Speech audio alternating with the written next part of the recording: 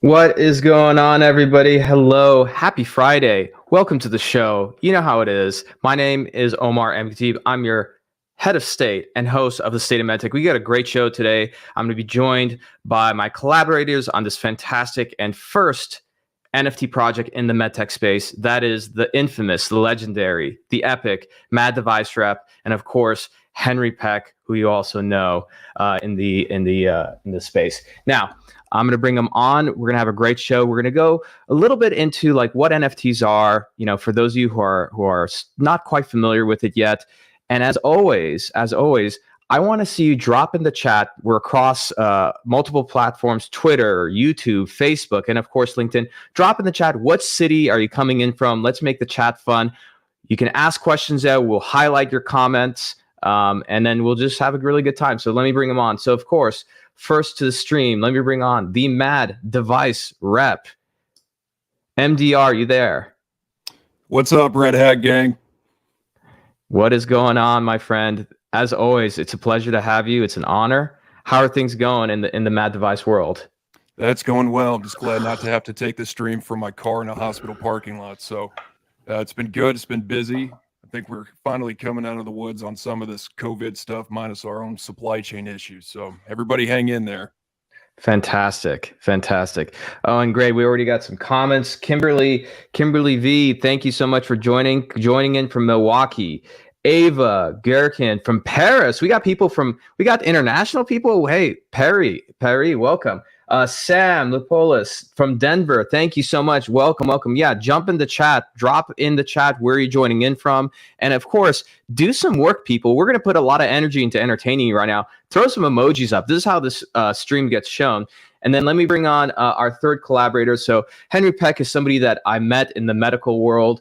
He's somebody who's in the surgical robotics space. And at a very, very early stage, he's somebody that stuck out to me because I've never met somebody who understood surgical robotics, the landscape, the innovation, the way Henry does.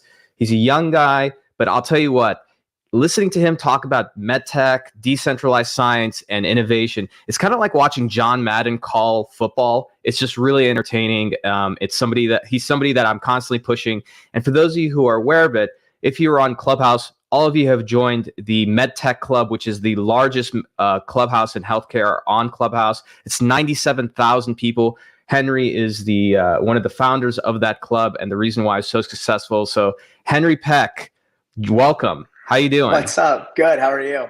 Good, man. Good to see you. It's a pleasure. You too. Awesome. And let me just give a little shout out to some people who have dropped in the chat. Andrea coming in from Dallas. Fabian from Germany. Hope to find a use for NFTs for fundraising. Fabian, you're on the right track, and Henry's going to cover that. Mia's from San Francisco. John Hart, Cincinnati. Thomas, Pittsburgh. Somebody's coming. Drew Meyer from Vail. So fancy. And Hans Kasperson. Hans, somebody I have a tremendous amount of respect in the pharma world, biotech world, coming in from Jersey. Welcome, guys. Welcome, everybody. Now, before we jump into the discussion today, I know many people keep asking about what an NFT is, so on and so forth. I'm going to drop in the chat a link to an article for you to read. But really quick, I know it's Friday. Nobody wants PowerPoint slides, but I'm going to show just three quick slides, and we're going to get right into it, okay?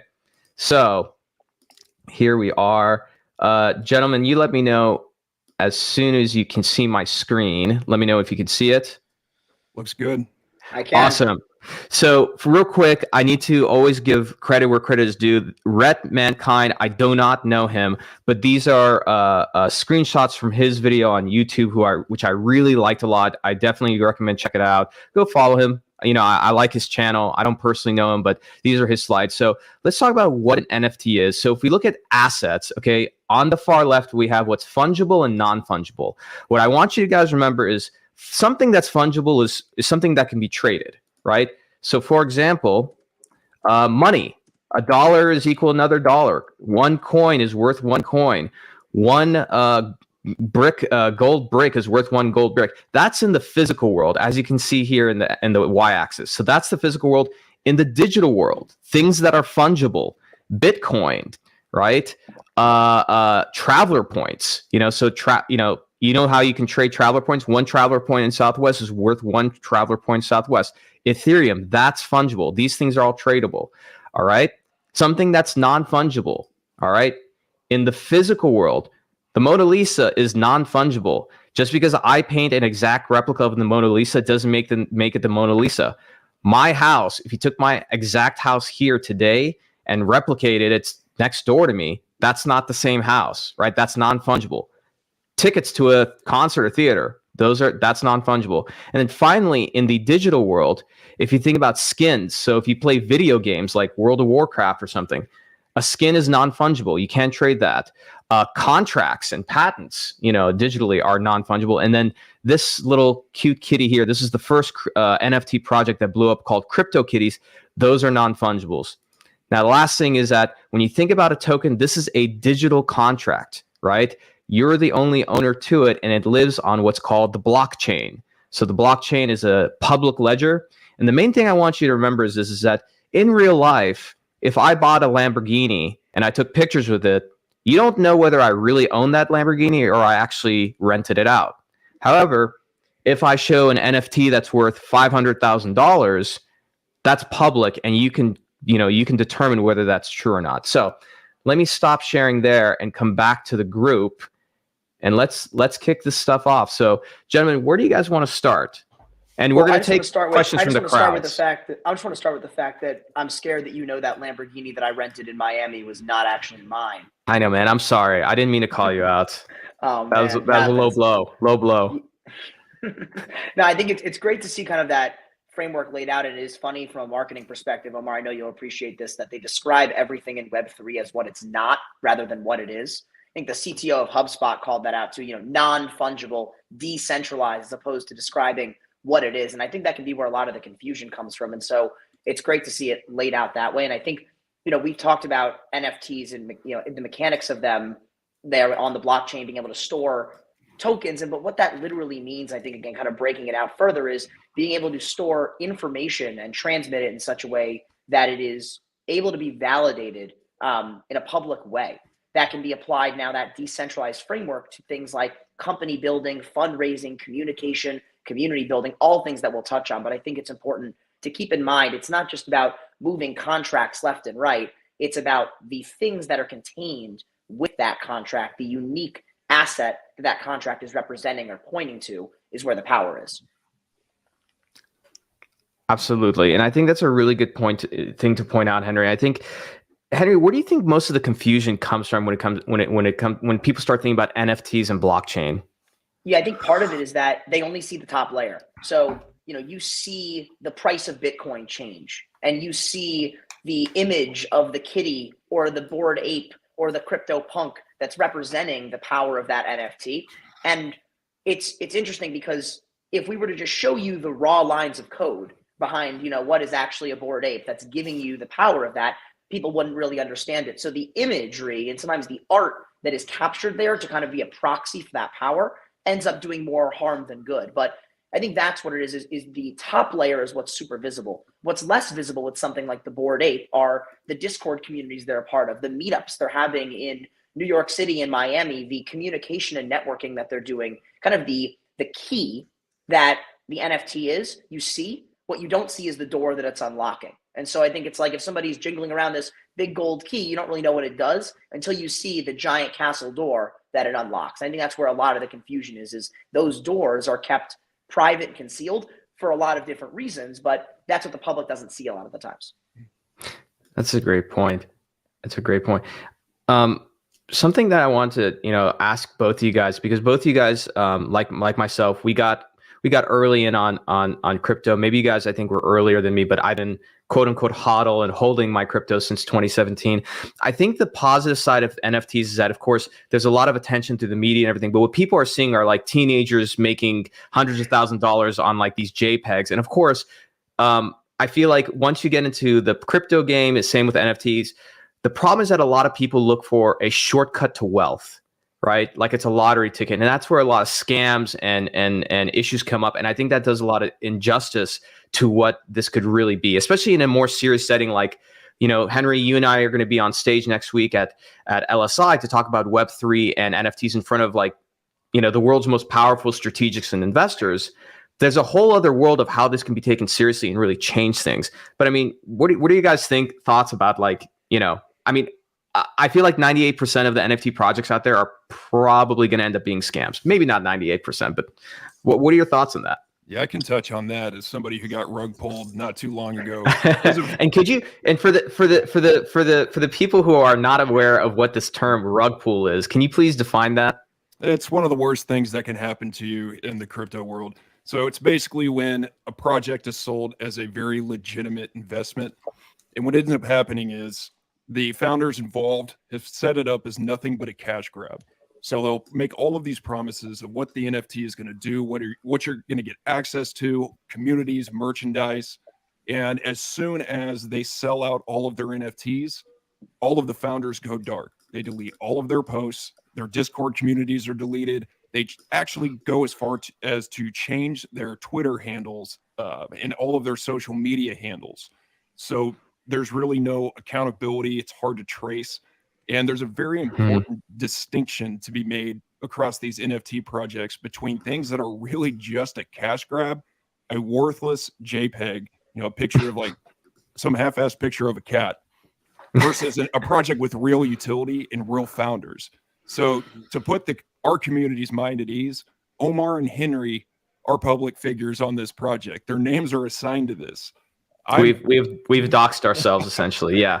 I'm an anonymous figure, but I also have a brand to protect. I would hate to throw away the 2.5 years I've spent building this community and the trust of the community over a project that's not legitimate. So that's what I want to clarify is when you're looking at the NFT market and you're looking at updates and news and you see all of these scams coming out, NFTs alone are not scams. They're not scam projects. There's real utility and use cases behind it. Go ahead, Henry. I was going to say, maybe this statement will be a little controversial as where I take it, but I think it's a great call out, right? The scams become very public in Web3, and I think that's because it's new. And so when people don't understand, they're looking for you see those negative cases a lot. But what I think people kind of forget is that scams in and of themselves have existed well before Web3. And I would argue that as we talk about healthcare and decentralized science per se, you could argue that you got rugged if you gave your data to 23andMe. You paid them $150 to sequence your genome, turn around, batch your data, and then sell it at a massive profit to pharma, and you saw $0 on that. And you never knew that's what they were going to do with your data because you just thought you were getting insights on your genetics and history and ancestry and all this stuff. So again, I would argue, of course, it's a different concept. It's not, turning around and going dark, but that kind of public deception is something that I think has been around in every era of the internet.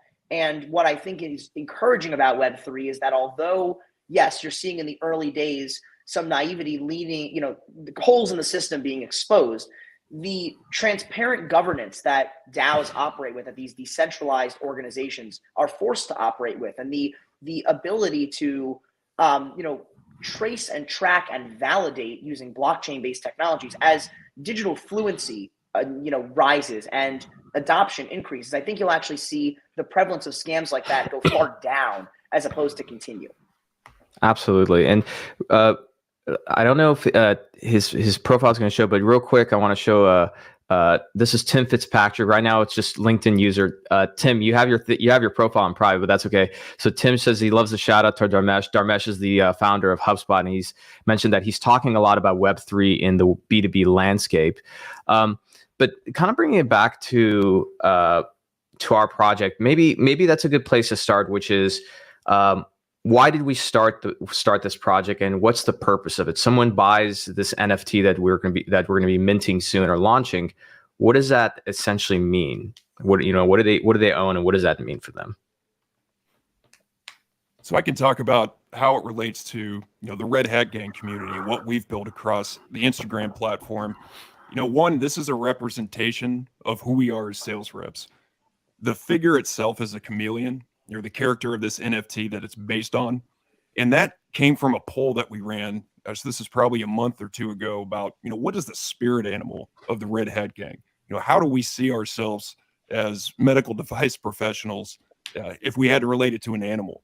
And of course, the first few submissions, you have the honey badger, the tiger, the lion. And I'm trying to make it pretty specific. Like, let's get original here. Like, let's think a little bit deeper than that. And it came down to the honey badger and the chameleon. And the chameleon won. And the reason behind that was, people like to say the phrase, honey badger doesn't give a shit. That reps are going in with this reckless mentality and just selling and burning everything down. But that's not really what we do.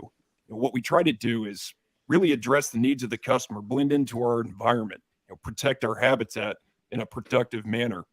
And so it ended up being, in my mind, the perfect spirit animal and the perfect character for this NFT project. And so what it means to our community, even deeper than that, is the chance, if you're holding this NFT, to help us build and continue to build out this concept of NFTs and how they relate to this community. So we'll get into that a little bit deeper, but there will be a community platform on Discord where you will have exclusive access to this community by holding on to this NFT. Yeah, and I think, Omar, when we had started the dialogue and brought MDR in, a lot of it was about, the proof point that this technology is not only being adopted by the system at large, but the individuals inside the system that are going to have to lead that first wave of change in medtech, biotech, life science.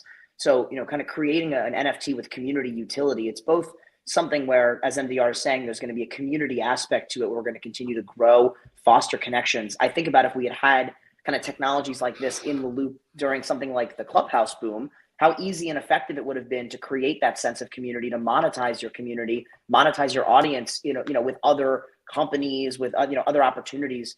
And this is much less of that play, but much more of the, let's bring the great connections and foster the collaboration that we had there over here in the next generation of the internet, and also kind of get people wearing this as a badge of honor. Like, we are embracing this. We're moving fast as a medtech, healthcare, biotech, life science community, whereas in previous generations, this industry has been notoriously slow moving. So really want to kind of just push the envelope a little bit and challenge our community to be the leaders in something new rather than the followers.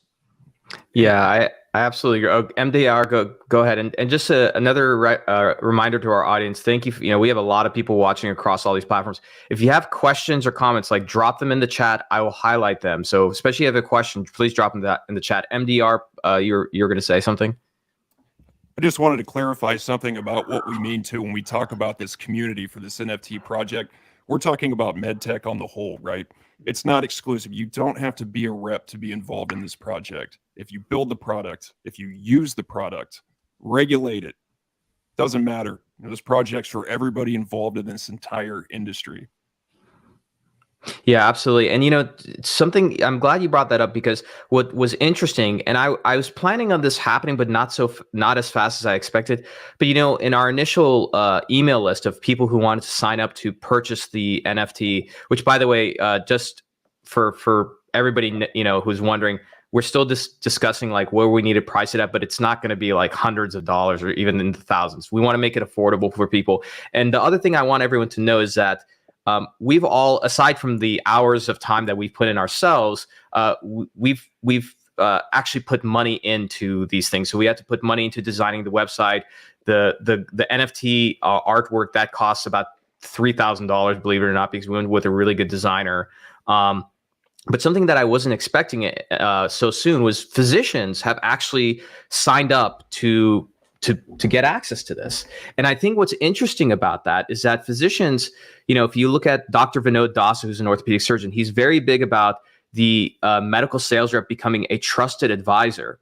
And so if, in building this community, having physicians involved will give access to reps to understand how the market landscape is changing. I think the Mad Device Rep, one thing that I really admired was that during the pandemic, the Instagram page that MDR manages became a huge resource for data and information in real time, because we could never figure out what was going on in the news, but reps would submit what was going on in their territories, and MDR would constantly put updates of what's happening in the country with hospitals, cases, so on and so forth.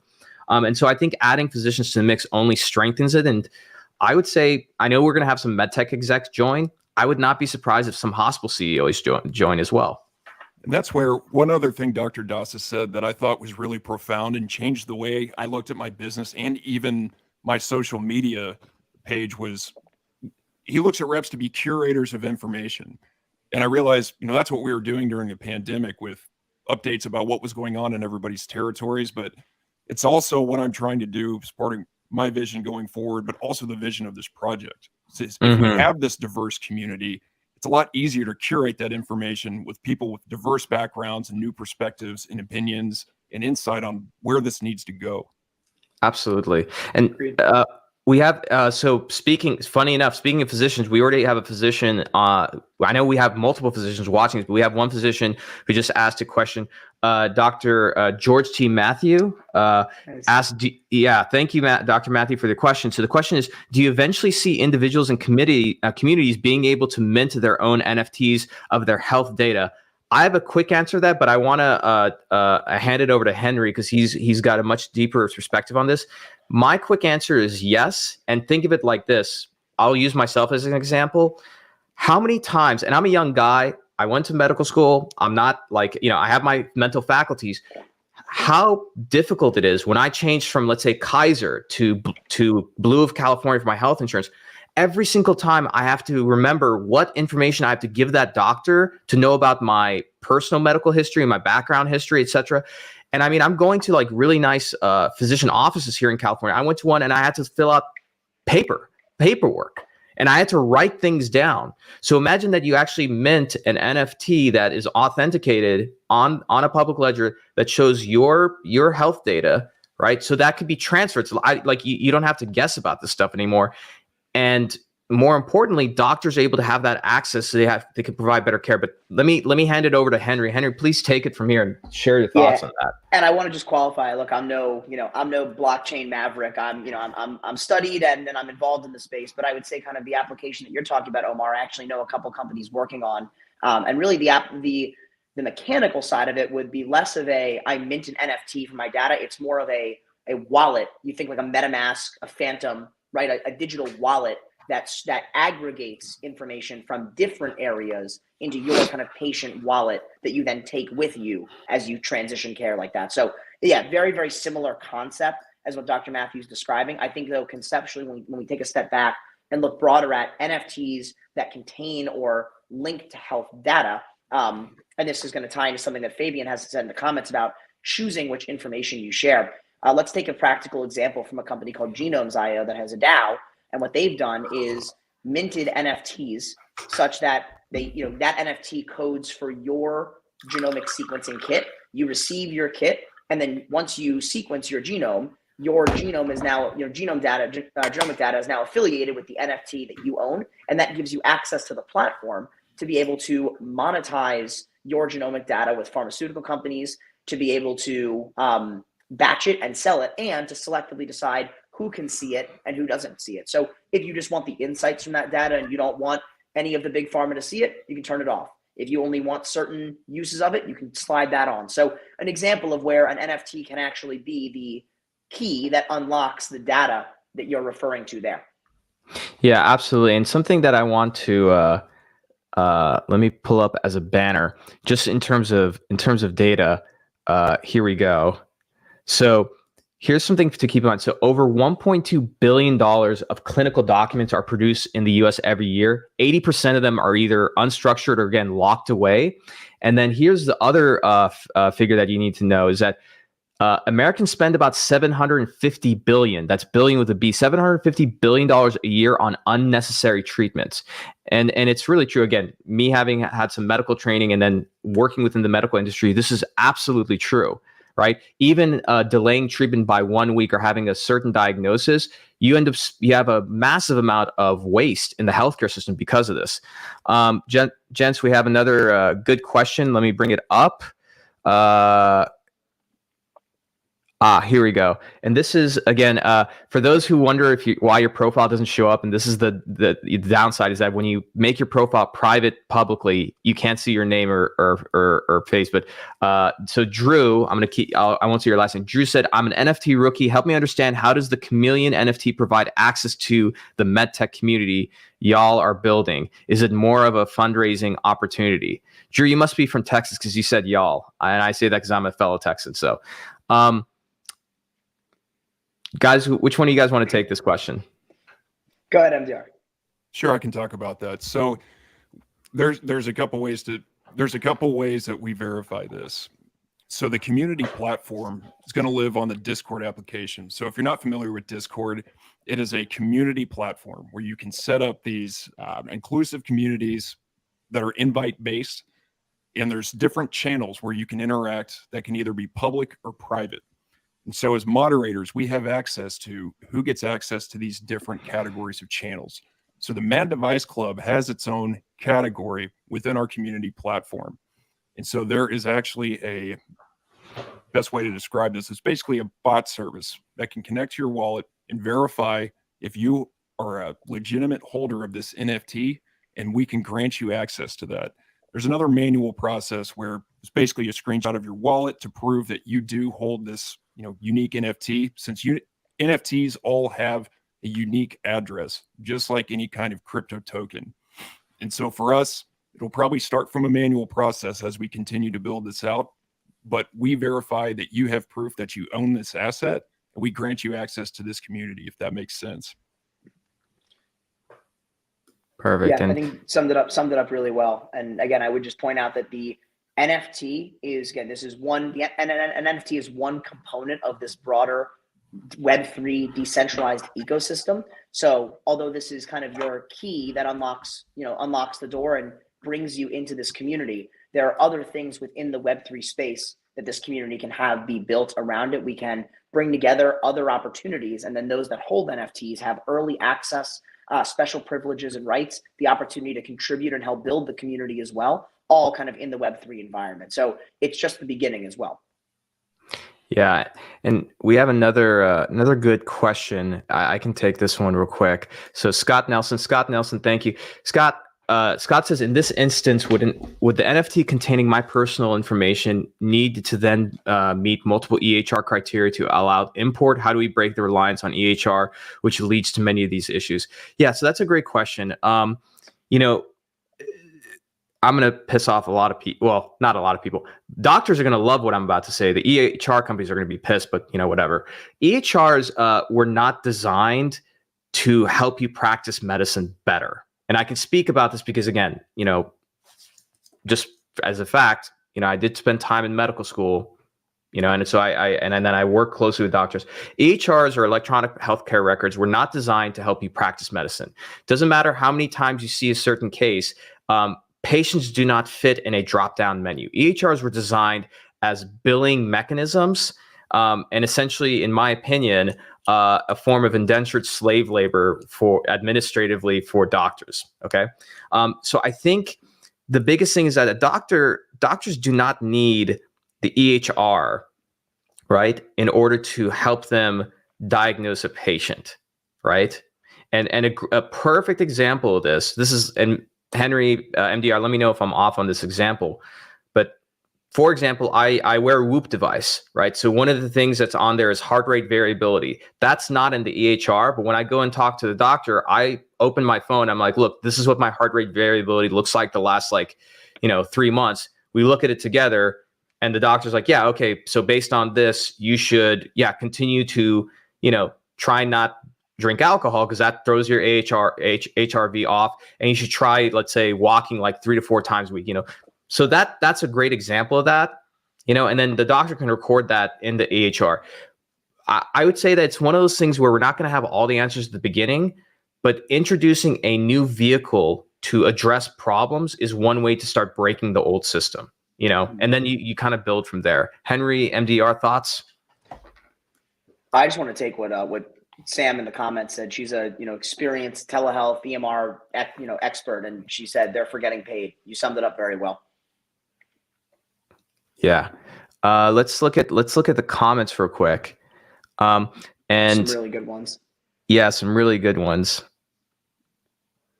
So another physician, Dr. Joe Littlejohn. By the way, let me take this one. Yeah, take this one. But I got to tell you, Dr. Joe Littlejohn, in my opinion, has one of the coolest names I've ever seen. Joe Littlejohn. So Joe Littlejohn, how do you envision medical care delivered in the metaverse? Yeah, Henry, you please, you take this one. So as much as I love this technology, we knew this live stream was going to send us down some rabbit holes, man. So Yeah. Okay. So let's kind of again break down some of the terms and stuff here. So like the metaverse gets a ton of buzz, and I think one thing that's really kind of irritated me recently is seeing companies that are Web2 companies that make augmented and virtual reality and things like that now rebrand, and especially in SEO too. They're all the metaverse. Oh, metaverse. I'm like, this is not the metaverse. And like Altoida, the company I work at, we build augmented reality driven platforms for neurological disease diagnosis and brain health. We are not a metaverse company right now. That's not what we are. And so, and I think like the reason I bring it up like this is that don't be fooled by what you see on, people buying real estate in Decentraland and, people selling Gucci purses for millions of dollars in virtual space. Like there are applications in gaming and in potentially in real estate and things like that. But I do not think what the metaverse is referring to when it comes to care delivery and healthcare more broadly is that you are going to be having, Sims style meetings with your patients. What the metaverse to me really refers to is the transition of thinking that things in a digital environment can have value the same way we've assigned value to things in a physical environment. And so what I think may be more potent, at least in the short term, is not the idea of you're going to see, care with your avatars, but perhaps that data could be used more effectively. We think in creating digital twins in clinical trials, or, things like that, where you're still preserving reality. I mean, it's not like we're going to be just, strapped into a headset living in this fake world. You're going to see fake doctors and that whole thing. But I think the idea is that your care delivery in the metaverse, I think, is going to be a more complex, nuanced approach to individuals having access and data transparency with their providers, rather than feeling like their care and their data lives in silos, is not able to be moved effectively. They don't have access to it effectively, and they don't own it at the end of the day. So I think that those are more the realities that I want to really focus on, and especially a lot of what we're seeing in decentralized science, the way that we're potentially realigning incentives in drug development and in healthcare. Really think that's the things to think about, not worry about having to see patients in some simulated VR environment. Yeah, I completely agree. There are applications in using VR in training, and potentially interoperative applications in surgery and things like that. And you see a lot of the really cool stuff happening in haptics and real-time feedback, but that's not really, I think, the direction that I'm as locked into. So you don't need an Oculus just to go see your doctor? I don't think so yet, MDR. But if I did, you might want to worry, because that means you're out of a job.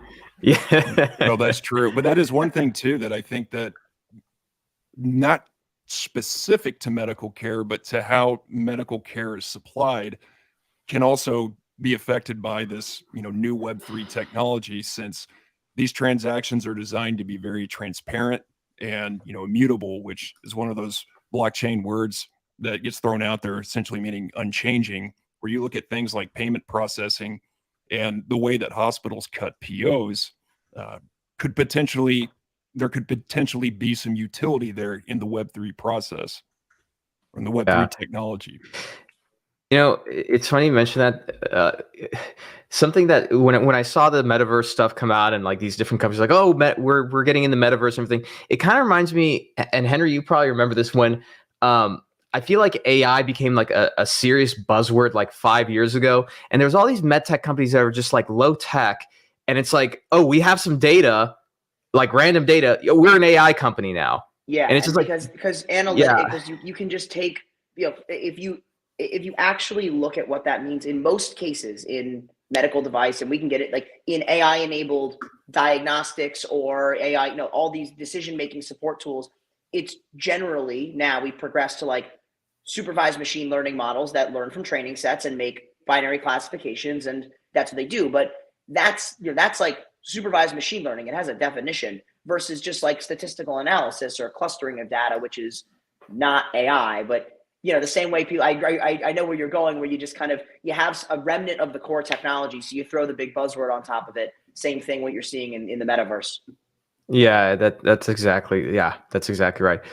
Joe Littlejohn, thank you for the comment. We got a lot of people actually on other platforms like Twitter and YouTube. One of the questions I got, let me just share my screen real quick because people are asking about the talk that you and I are giving next week, Henry. So it's going to be at the Life Science Intelligence Emerging Medtech Summit up in Dana Point. And Scott Pento, who's the head and the organizer of the conference and of LSI, will be giving us that video so that way we can share it. You'll be able to watch it, but just so people can see, the conference itself, I think, is at this point sold out, but there is virtual tickets. So let me just show that real quick so people know where to go. And I probably just gave somebody a seizure with that. So if you guys just head to Life Science, and then actually I'll grab this and drop it in the chat. But if you go to lifesciencemarketresearch.com, you'll go to their homepage. Here's the summit. And then if you go to the keynote and panels, there we are. And I have to give credit to Henry for this amazing title. If I can pull it up, here we go. Web3, NFTs, and decentralized science, the most important topic that you don't understand but should. We actually might be adding a guest panelist as well, another investor. But somebody I do recommend you guys go follow Scott Pantel on LinkedIn. So, but let me come back. We have some that's other. That's gonna be such a fun panel, and just a great opportunity to get really, important, powerful, accomplished individuals in our space thinking about this technology. Oh, absolutely. Absolutely. We had a really good, okay, here we go. I didn't read this whole section yet, or this whole comments. Let me come back to you guys real quick. Okay, here we go. Mia Nias, okay. Use cases in early discovery research leverage large data sets, genomic, proteomic, clinical, Internet of Things, etc. Mostly rely on a large N, or large group of these, versus an N of one. In Silico by Alex last name too long for me to pronounce.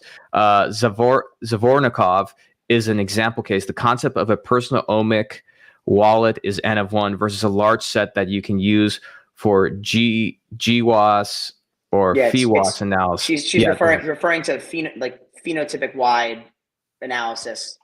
Okay, here's the question. What are your thoughts on aggregation of individuals into a large data set? And I'm going to take her question off because it's like cutting off half of our heads here. But Mia, thank you for the question. If you have more questions, audience, please drop it in the chat. Yeah, as much as I know this is like bad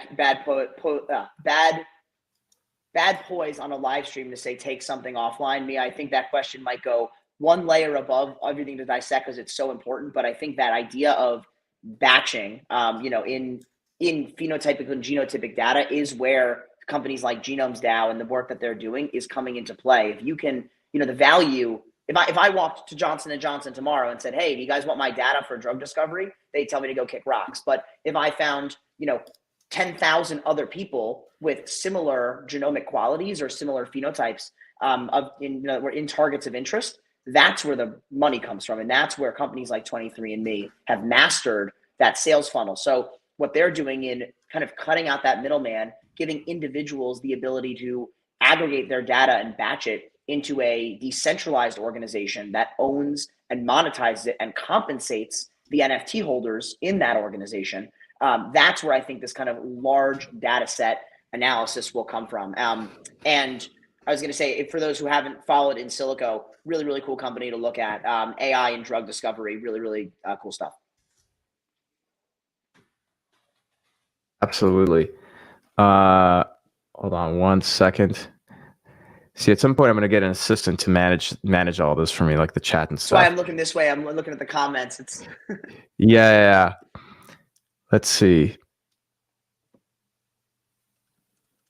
Hans Capsperson, just a quick question. He said, he mentioned what surgeon were we talking about? The surgeon is Vinod Dasa, and actually let me drop it in. So, okay. Actually, somebody else dropped it in. Okay. Let me put. You got it? Okay, great. Mm-hmm. Great. There was a Omar. There was a question up there from Bill, if you see his first question around the kind of the parallels between what you might be seeing in kind of the 1920s and SEC regulation versus this kind of regulatory structure right now. I think that'd be interesting to kind of to touch on. Oh, Bill Paceman. Yeah, here we go. Yeah, go for it.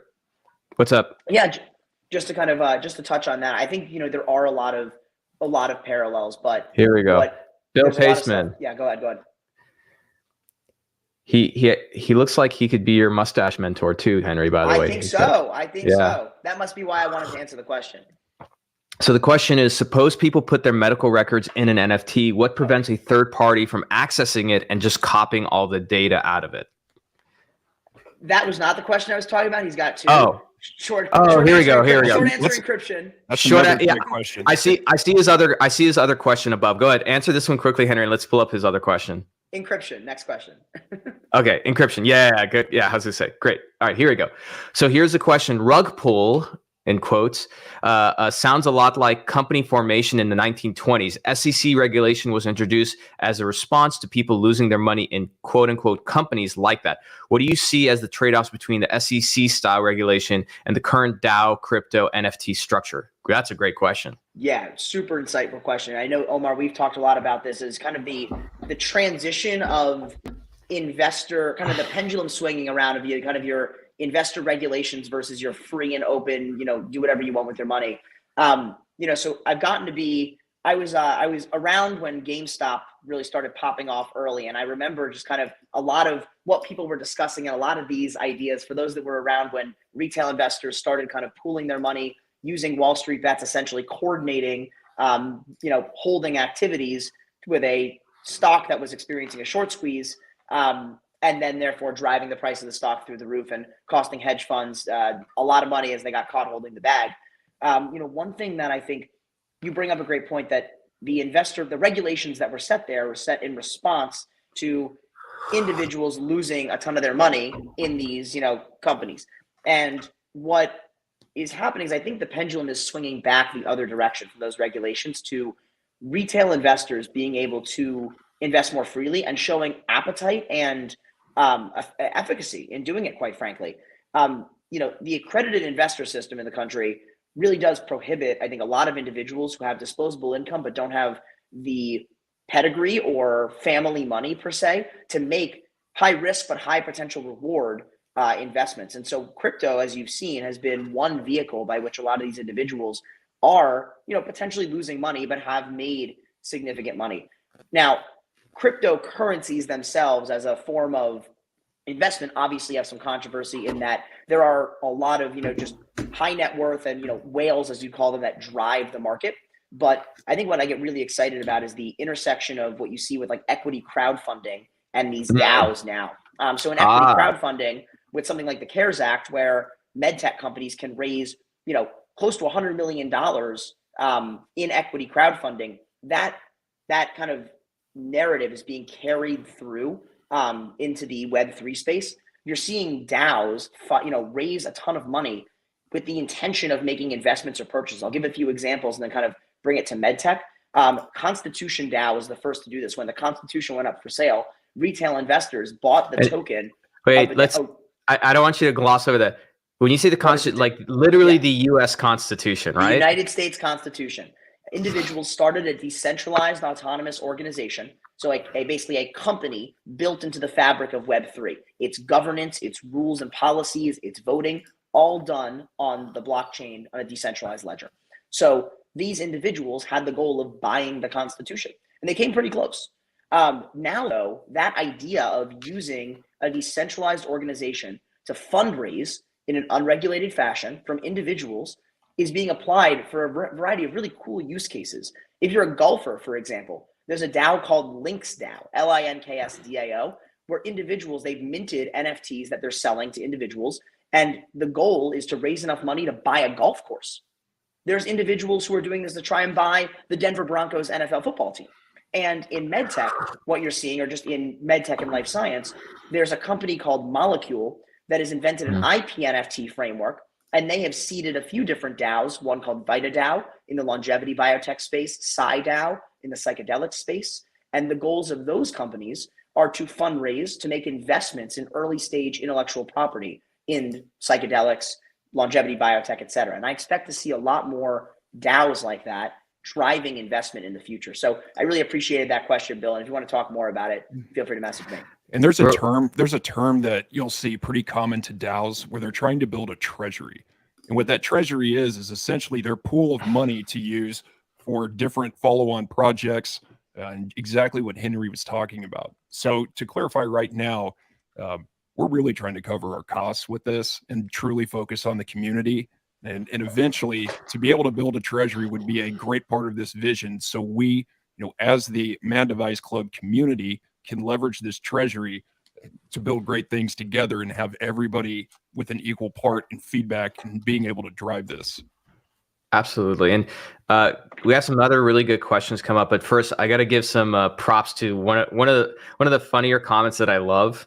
Doyle Miller the third, diamond hands, man. Yes, let me tell you, this project, all we want is diamond hands. We don't want paper lettuce hands. So for those who are wondering what that means, that's diamond hands is coming from the retail investor world, meaning when you invest in something, you hold it long. You don't have like weak paper hands where you just try and sell immediately. So yeah, we're looking for diamond hands on this. And in a little bit, I do want to bring up the actual NFT, and maybe we can talk about it, gents. But Scott Nelson has another great question, that's going to piss some people off. But that's what this show's about. We don't hold anything back. So Scott Nelson says, well, if I can mint my own NFT, effectively I am my own NFT, such as healthcare related. Could I theoretically allocate money to my NFT, exchange both data and services directly with a physician? Meaning earlier we killed EHR companies. Can we kill insurance now too? I'm sorry. I love that. If I can. MDR, if you could start, sorry, I think he might be playing three-dimensional chess while I'm playing checkers, so I need a second here. Scott Nelson, I love it. I don't know if I'm smart enough for this question, so I'm just going to let Henry read through it and digest it. So I'll say this. Yeah, and I gotta spend some time thinking about this. But here's what I would say: we've entered a world where, because of the pandemic, a lot of people are looking for alternatives for lifestyle. For example, working from home. A lot of people realize, hey, I'm making, for example, $150,000 in this job. I'm miserable. I'm traveling all the time. I want to work from home and do these projects and make $100,000 a year, but I have a better quality of life, those kind of things. The other side of it, if you look at healthcare, people who have, at least some kind of an income, right? And you don't have to be a millionaire to do this, are looking for alternatives. For example, Daniel Paul is an orthopedic surgeon. He's the only surgeon right now in the United States who's got no office. He's a mobile orthopedic surgeon and is cash only. Now, the first thing people think about is like, oh, well, only rich people can afford him. That's actually not true. A lot of people of his patients are middle income. People are looking for alternatives. Look, I have health insurance. I pay for my own health insurance. It's good health insurance. Sometimes I can't go see a primary care for like a month or two. So you know what I do? I say, you know what? It's not worth it for me to wait. Instead of paying a $30 copay, I'm willing to pay $100, $200 to see somebody tomorrow to take care of this.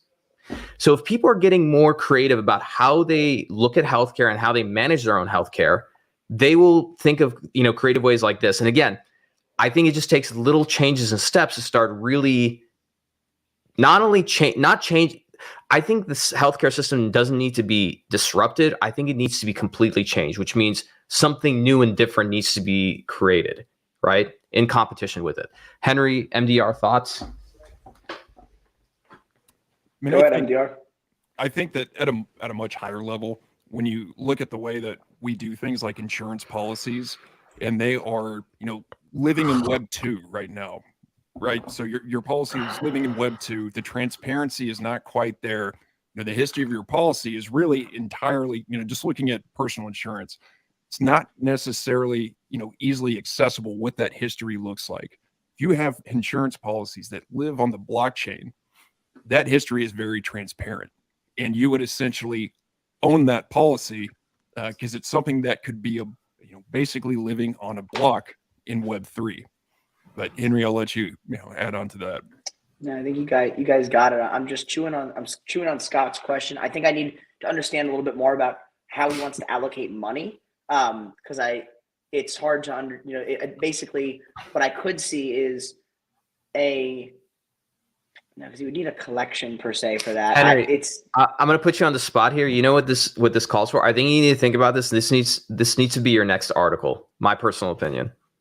Oh man, this is quite a question. I'm trying to think of the mechanics of it because I don't want to like falsely misunderstand it. Scott, I'm going to ask you to message me and we're going to clarify it because I will put something out about it for sure. But I want to understand the allocation of money to it. And I think that could be the distinction between your wallet and a digital asset. And yeah, because your wallet would essentially be, cryptocurrencies became a mainstream source of currency.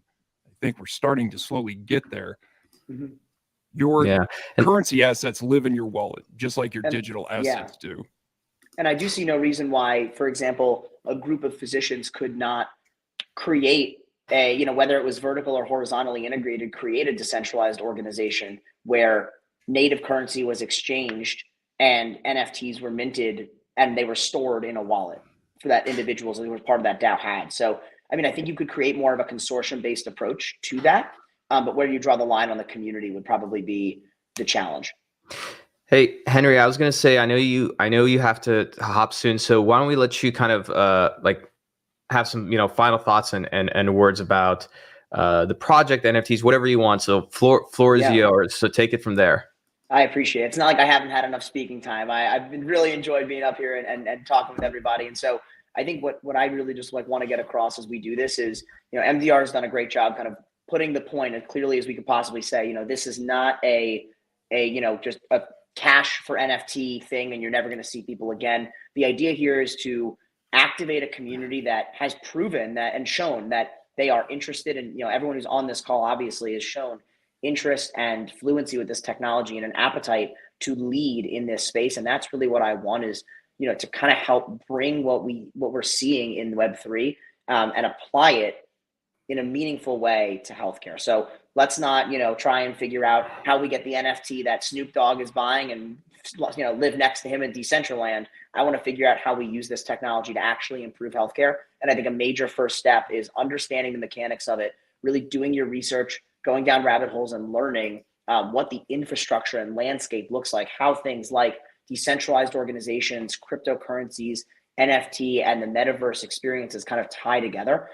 Having conversations like this where we shoot around ideas, where we take folks like Scott and Bill who are bringing parallels from previous fundraising cycles and crazy ideas about, overhauling really entrenched systems in our healthcare world, and chewing on these ideas as a community. So I'm just super excited to be doing this with everybody. And yeah, please feel free to message me. Let's talk about it. Let's continue building. And if you want to be involved, like I said, the best way to do this is, to join this community by securing an NFT. Go to maddeviceclub.com so that when we, begin to mint these, you have access to one. They're going to be affordable so that people in this community can, join and then help build the future of it with us. Because there's a lot of things that we want to do, a lot of directions we want to go, and we need, really excited, motivated community members.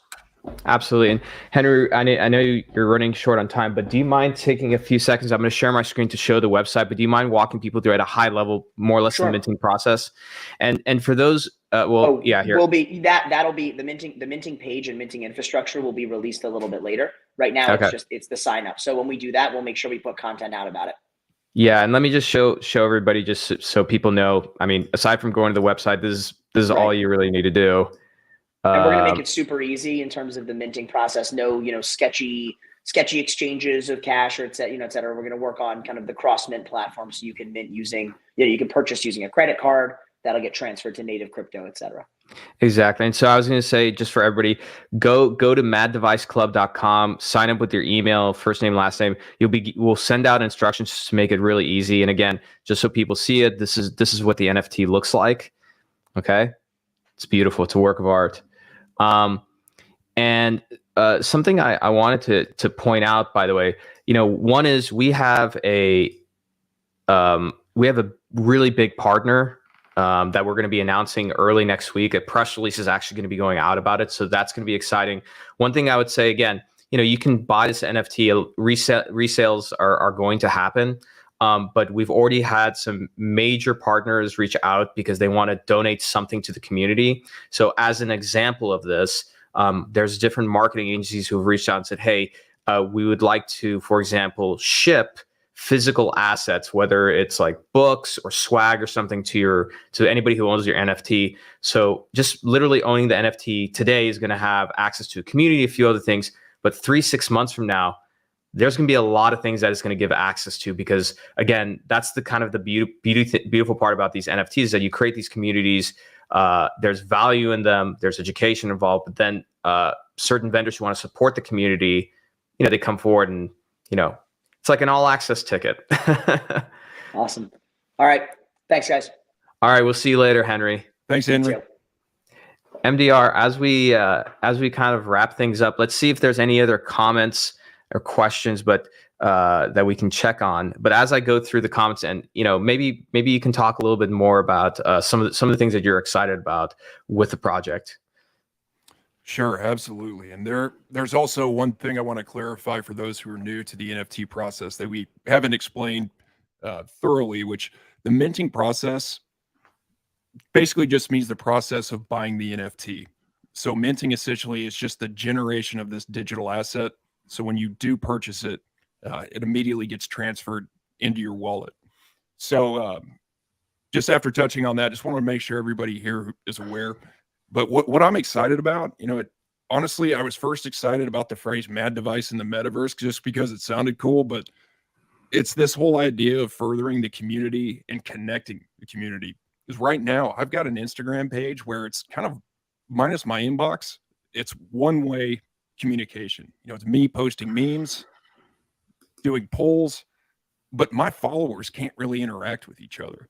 So with the ability to connect everybody through the Discord platform and then further make that community more tight-knit through this NFT project, that's what I'm excited about. It's the opportunity for us all to get connected in a single forum, to share ideas and build something together.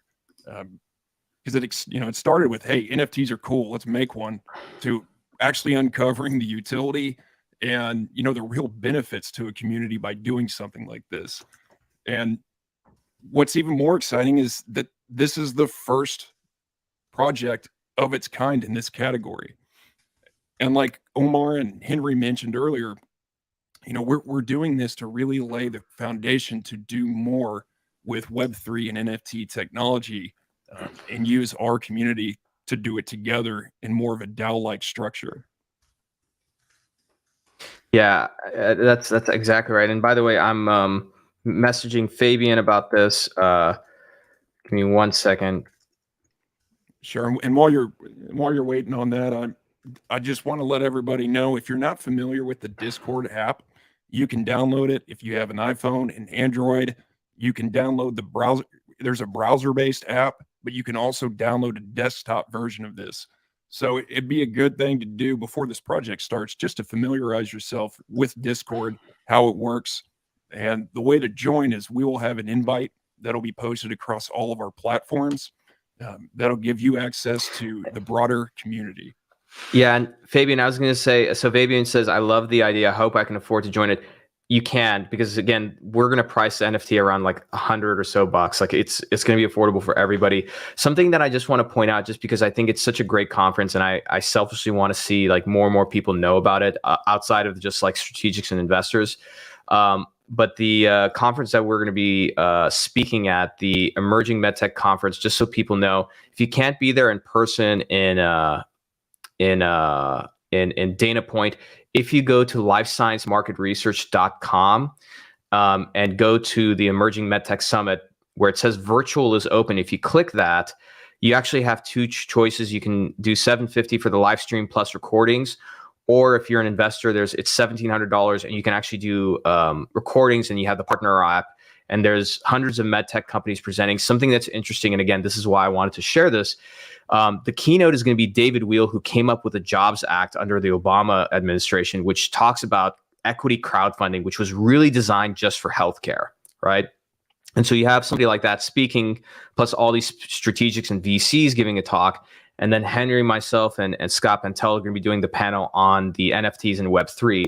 So I share that just because it's a really exciting time in medtech. And even if, you may not understand some of these things, a lot of people don't, that's fine. I would say find ways to learn about it through these sort of events. Again, the NFT Web3 talk that I'll be doing with Henry, we're going to have that video. You'll be able to watch that later on for free. But to sort of see the other talks like the Wheeled keynote and some of these other investor talks, I think it's worth the money to do the virtual and actually watch them. It's one of the best conferences. I actually stopped going to JP Morgan Health and prefer this one. So shameless plug, Scott Pentel. I hope you appreciate that. But it's a great organization. Let's see.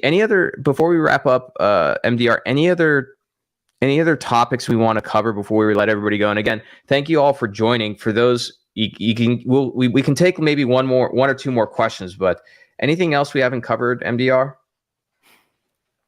I think for what we wanted to excuse me. I think for what we wanted to discuss today, it's been pretty thorough, and appreciate everybody's engagement. This was fantastic. Awesome. Well, thank you all for joining.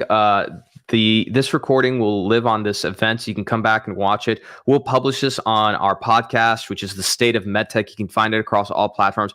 If you listen to this podcast, please do us a big favor on Apple. Give us a 5-star review and write a review. Like, you can just be short, like great podcast, whatever. It really helps us because we want more people to find this.